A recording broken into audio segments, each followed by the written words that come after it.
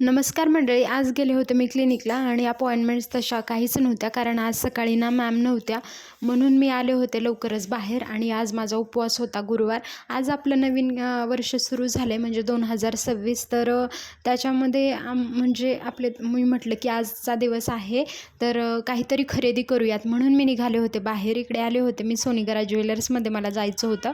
आणि आज मी काय खरेदी करणार आहे ते मी तुम्हाला दाखवते. आणि सोनीगरा ज्वेलर्समध्ये काय काय ज्वेलरीचं डिझाईन्स वगैरे आहेत ना, हे मी तुम्हाला दाखवते, तर व्हिडिओ शेवटपर्यंत नक्कीच बघा. आणि आज सोन्याचा चांदीचा भाव काय आहे हे सुद्धा मी तुम्हाला सांगते. तर मी इथे आले होते आणि मला बघायची होती जोडवीचे डिझाईन. तर याच्यामध्ये बघा, असे डिझाईनमध्ये जोडवीचे डिझाईन होते. आणि रिंगमध्ये सुद्धा खूप वेगवेगळे डिझाईन आलेले होते नवीन इथे. ते मला म्हणाले होते मागच्या आठवड्यात गेल्यानंतर की अजून नवीन डिझाईन येणार आहेत, त्यामुळे मी आज गेले होते. म्हटलं आज नवीन वर्ष आपलं सुरू झालं आहे, तर काहीतरी खरेदी करूयात. सहजच गेले होते मी. आणि मी ना त्या सोनीगरा ज्वेलर्सचं जे ऑनलाईन ॲप झालं आहे ना सुरू, तर त्याच्यामध्ये शॉपिंग केलेली होती. कॉईन केला होता मी खरेदी, तर तो पण मला घ्यायचा होता.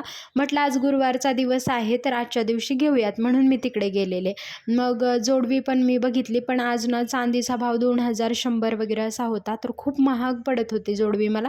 म्हणून मी म्हटलं की जोडवी आज नको घ्यायला.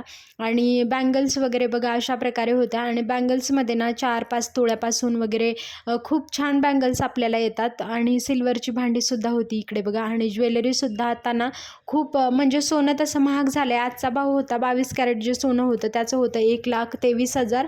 आणि 24 कॅरेट जे होतं 1,32,000 असा भाव होता. आणि बघा, माझ्या मिस्टरांसाठी मला ना हे कडं खूप आवडलेलं. खूप दिवसापासून हे मी बघून ठेवलं आहे, पण जर माझ्या गुरुमाऊलींची कृपा झालीच तर या वर्षामध्ये मी नक्कीच ना म्हणजे खरेदी त्यांच्यासाठी हे गिफ्ट त्यांना मी देणार आहे. तर असाच तुमचा वगैरे सपोर्ट राहू द्या, जर माझं चॅनल वगैरे ग्रोथ झालं तर. आणि मी बघितलं होतं त्यांच्यासाठी ज्वेलरीमध्ये बघा, हे खूप सुंदर सुंदर डिझाईन होते, जे आपण ह्याला काय म्हणतात नाही माहिती, पण हे जे होते ना ते मंगळसूत्रासारखेच डिझाईन होते याचे. आणि खूप सुंदर याचं होतं. वेटमध्ये तर हे म्हणजे 2 तोळ्याच्या पुढेच होते. मग मी दादांना तिकडे वेट करत बसलेले, कारण मला कॉईन घेण्यासाठी ना थोडा वेट करावं लागलं होतं. ते म्हणाले त्याचं प्रोसेस चालू होतं त्यांचं. तर मग मी त्यांना जोडवी दाखवली. आणि आधी माझी जोडवी हे बघा अशी होते, आणि ते असे म्हणजे वापरून वगैरे काळे पडले होते ते. आणि मग एक माझं ते जो जोडवं होतं त्याचा तुकडा पडला होता. तर मी सहजच त्यांना बसल्या बसल्या म्हटलं की हा मला जोडवून मिळेल का, तर जोडून मिळेल का. तर ते दादा म्हणाले हो मिळेल. आणि 2 मिनिटामध्येच त्यांनी ते माझं काम करून दिलं. खूप छान ते जोडवून पण दिलं आणि ते पॉलिश पण करून दिलं. आता मी तुम्हाला दाखवते बघा कशा प्रकारे झाले होते ते दोन्हीसुद्धा.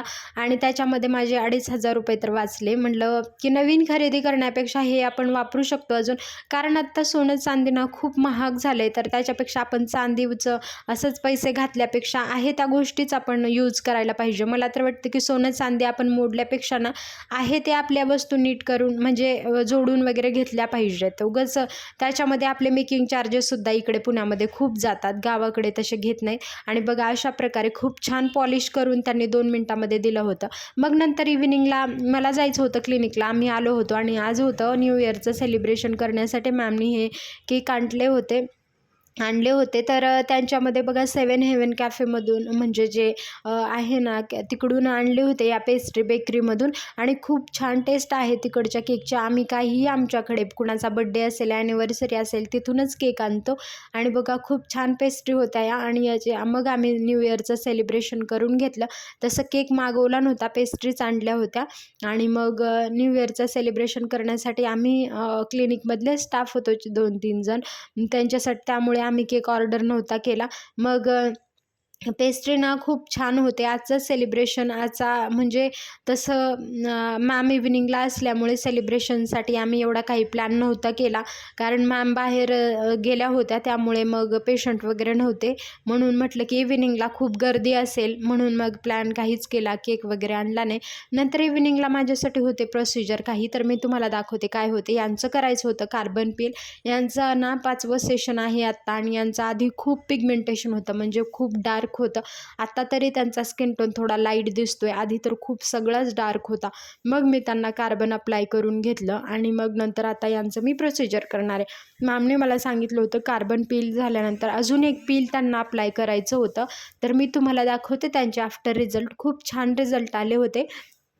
तसं आपल्याला 4 दिवसानंतर वगैरे किंवा 1 आठवड्यानंतर अजून चांगले रिझल्ट वाटतील. आत्ता मी त्यांना अप्लाय केलं होतं पील आणि कार्बननंतर बघा त्यांचा फेस असा ग्लो करत होता आणि जे पिगमेंटेशन आहे ते 4-5 दिवसानंतर अजून चांगलं म्हणजे जाईल, ते रिमूव्ह होईल. तर खूप छान रिझल्ट येतात Q-स्विच कार्बन पीलचे. तर तुम्ही पण एकदा तुम्हाला वाटत असेल किंवा लग्न असेल कुणाचं, नक्की ट्राय करा आणि तुम्हाला कार्बन पीलचे चार्जेस वगैरे काय आहे त्यासाठी आमच्या क्लिनिकला नक्कीच व्हिजिट करा.